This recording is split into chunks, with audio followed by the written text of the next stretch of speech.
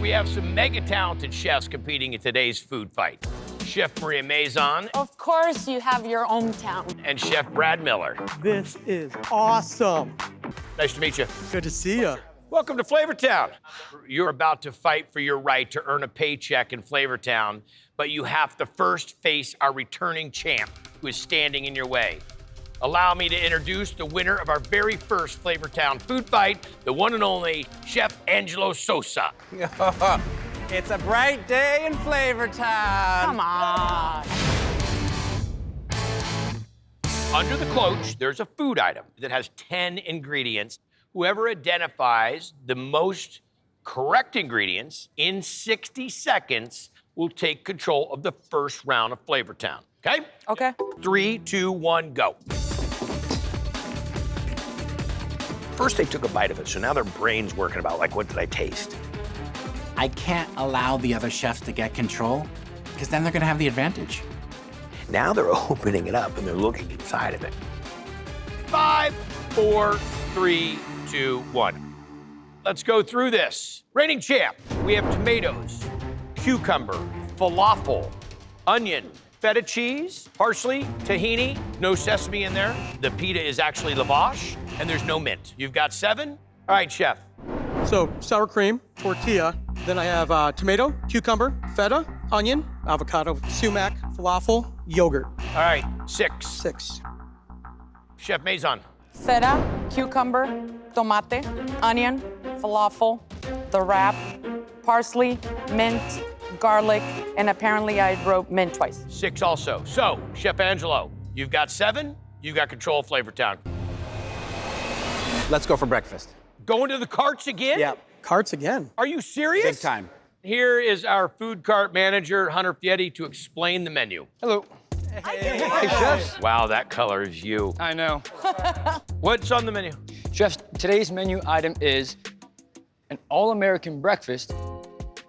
And our special today is ham steak. Dishes will receive a ranking of 3 stars, 4 stars, 5 stars. Get 5 stars, you win $5,000. And take control of the next restaurant. 4-star dish, $4,000. But you only get the money if you win. 3-star dish, end of your shift. Okay. All right, what are you making? An amazing burrito. I have the ham steak, adding tomatoes, some jalapeno, some real robust flavor, because it's gonna go right in that burrito. Okay. I am going to give you the most iconic item in a breakfast situation, which Okay. is the burrito. I think that's a pretty common idea. Chef Brad, how are we looking? I do fine dining, so I'm gonna do a take off the French omelet. That creaminess, that richness, same concept, except I wanna put it on a bun, like breakfast sandwich. I kinda wanna make it, this is Flavortown. Right, I wanna gotta bring go some big. flavor, I wanna go big. Yeah, so I'm gonna elevate it by making it so creamy, the way you take a bite, it's gonna leak out. Okay. But I still wanna feature this ham stick in here. Chefs, really such an honor. Flattery gets you everywhere. I cubed the ham steak and I caramelized that with smoked bacon. Then I took the eggs, I added some tomato, some jalapeno, and then the hot sauce I think really just takes it to So the go next ahead and level. put hot sauce on Yeah. it. This is like a classic all-American breakfast burrito, seasoned really well. There's a little bit of freshness that I'm missing here because everything is cooked and steamed in here. Yeah. We get a hot sauce, which Yeah. I appreciate, but like make one, like a little side salsa, something Okay. on the side. Thank you so much, Chef. I grew up in Sonora, Mexico, but I was born in Tucson, Arizona. I saw more burritos in the United States than in Mexico. No question. I decided to saute the ham and put a little pico de gallo in there. And I put a piece of ham steak Yep. in there too. Enjoy. I love how the burrito was seared. It's crispy. Mine is like a little light on the sear, so I'm getting this like, The wet. it's loosey juicy. It's making it soggy. It's too much ham. But when you think about all-American breakfast, I do think about a lot of protein. Yeah, A that's lot. true. But I think the ham diced in here with the ham that's on the bottom, I really think you gotta choose your fighter. Okay. Hi, judges. I thought of all-American breakfast, kind of that creaminess of the eggs of like a French omelet. So I wanted that brioche. Yes. So having that American cheese in there is really nice. And then spinach. It's really delicious. Issue for me, it's not easy to eat. My bread's soggy. This spinach is really difficult. Yeah. This definitely is not as profound on the ham side. I love the like saute and the sear of the ham here. The, like, do you see how caramelized the ham is? Yeah. There's just not enough of it. 5-star dish is going to go to Congratulations, Chef Angelo. Oh my God. Well done. God, Whoa. you were just killing it, man. Unfortunately, the chef whose shift will be over in Flavortown is Chef Brad. Chef Angelo, you get to pick where the two of you are going to cook. Yeah. If you know me, what would I pick? I think you're going Fieri Del Mar. Thank you very much. Fine dining it is. Tonight's menu will be featuring an appetizer duo. Remember, there are no utensils allowed, so that will be a handheld appetizer duo. Flavortown diners expect a next level dish, so both of you have a shot to earn some extra money by incorporating a few items from the restaurant's upsell menu that Hunter has. Chefs, our upsells tonight. Tinned fish. If you use it, we'll get you an extra $2,000. Tin fish it is. Number 2, sea lettuce. If you use sea lettuce in there, you will get an extra $3,000. And last but not least, for an extra $5,000, baby octopus.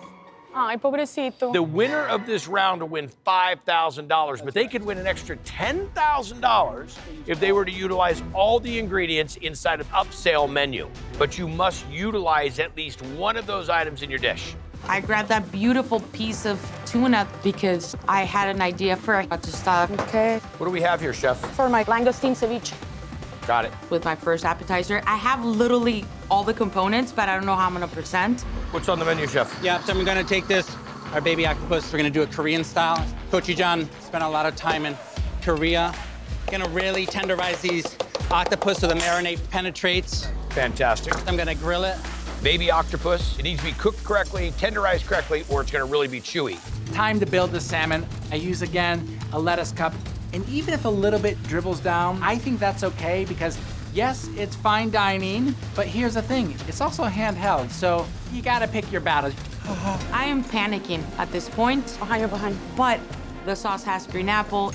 So I get a chunk of apple. I know it's not fine dining. I have no time.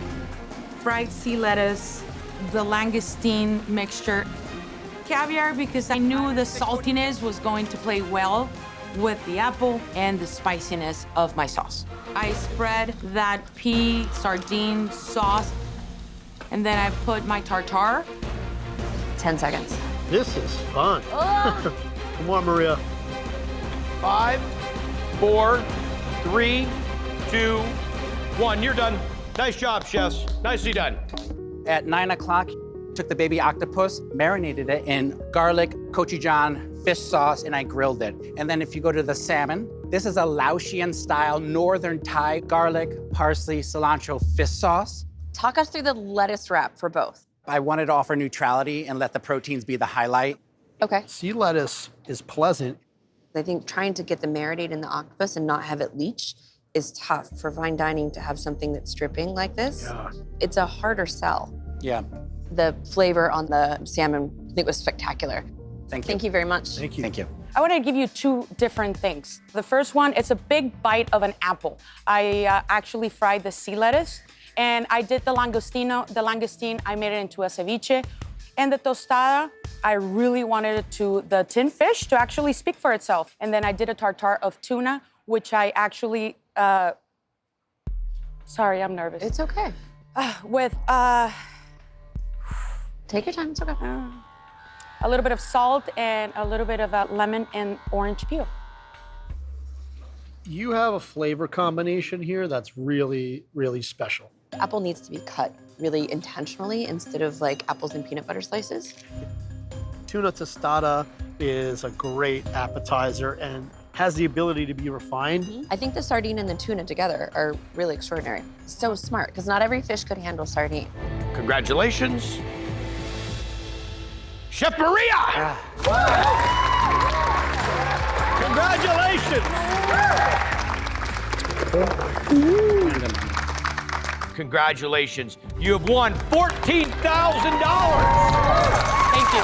Thank you. Make sure you return for the next food fight as our returning champ comes in to defend her title against 2 new chefs and new restaurants right here in Flavortown Food Fight.